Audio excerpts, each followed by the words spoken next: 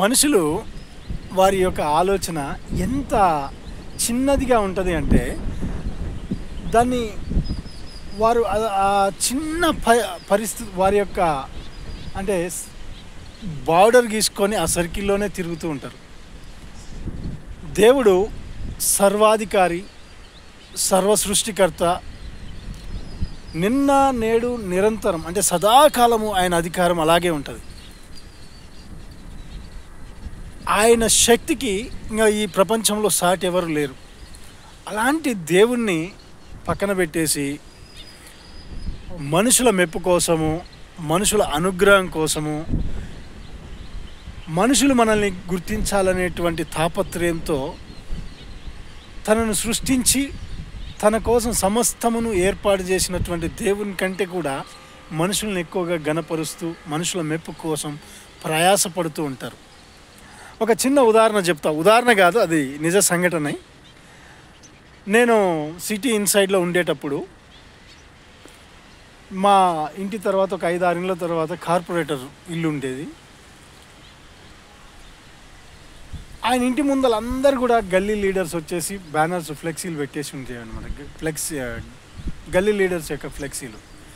ఆ ఫ్లెక్సీలలో ఆ కార్పొరేటర్ బొమ్మ పక్కన ఏ గల్లీ ఉంటే ఆ గల్లీ లీడర్ 2-3 బొమ్మలు ఫొటోస్ పెట్టేవాళ్ళు. ఆయన కార్పొరేటర్ ఇంట్లో నుంచి బయటకు వచ్చేటప్పుడు మెయిన్ గేట్కి ఎదురుగా చూడండి, మనుషుల్ని ప్రేమించొద్దనట్లేదు, మనుషుల్ని ప్రేమించాలా, లీడర్లను ప్రేమించాలా, అలాగే మంత్రులను, పెద్దవాళ్ళని, అది పదవిలో ఉన్న వాళ్ళు, పదవిలో లేకపోయినా ఒక మనిషిని ప్రేమించాలా, రెస్పెక్ట్ ఇవ్వాలి, గౌరవించాలా. ప్రతిదీ మనుషుల పట్ల మనము జాలి, దయ, కనికరం కలిగి ఉండాలి. వాళ్ళు అధికారంలో ఉన్నా, అధికారంలో లేకపోయినా, మనకంటే పెద్దవాళ్ళైనా, మనకంటే చిన్నవాళ్ళైనా ప్రతి ఒక్కరిని ప్రేమించాలా, గౌరవించాలా, వారి పట్ల కనికరం, జాలి కలిగి ఉండాలి. అది ఎల్లప్పుడూ చేయాల్సినటువంటి విషయం. కానీ ఈ మనుషుడు ఏం చేస్తున్నాడంటే, ఈ మనుషులు దేవుణ్ణి వదిలిపెట్టి ఈ మనుషులని మెప్పించడానికి, మనుషుల మెప్పు పొందుకోవడానికి, మనుషుల అనుగ్రహం పొందుకోవడానికి తనను సృష్టించిన దేవుణ్ణే మర్చిపోయి దేవుణ్ణే పక్కన పెట్టేసి మనుషులను గణపరుస్తూ మనుషుల వైపు తిరుగుతూ ఉంటారు. మనుషుని యొక్క పదవి, అధికారము కొద్ది కాలం మాత్రమే. ఈరోజు చూస్తే మంత్రులైనా, ఎమ్మెల్యేలైనా, కార్పొరేటర్ అయినా వారి అధికారము 5 సంవత్సరాలు, మేబీ కొన్నిసార్లు 5 సంవత్సరాలు కూడా ఉండదు. అలాంటి 5 సంవత్సరాలు పదవీ కాలంలో ఉన్న వాళ్ళ అనుగ్రహం పొందడానికి ఎంత ప్రయాసపడుతున్నారంటే అది వర్ణాతీతం. మరి సృష్టికర్త అయినటువంటి దేవుడు, సర్వాధికారి అయినటువంటి దేవుడు, నిన్న నేడు నిరంతరము ఏకరీతిగా ఉన్నటువంటి అధికారం కలిగినటువంటి దేవుని మెప్పు పొందడానికి, దేవుని మెప్పు పొందడానికి మనం ఎంత ప్రయాసపడుతున్నాం.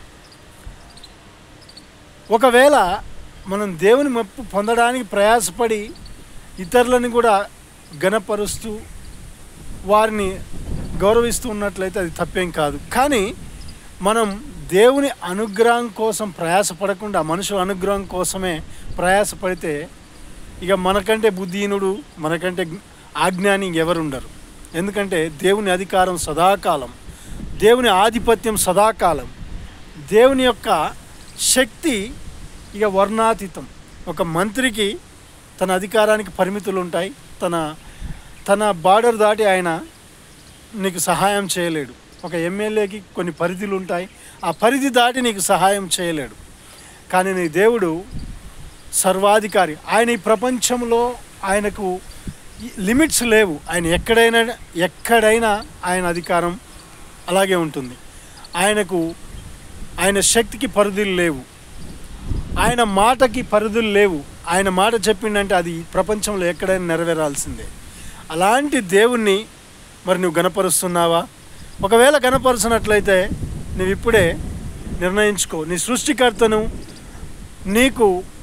నీవు ఈ భూమి మీద జన్మించడానికి కారణభూతుడైనటువంటి నీ దేవుణ్ణి గణపరచు.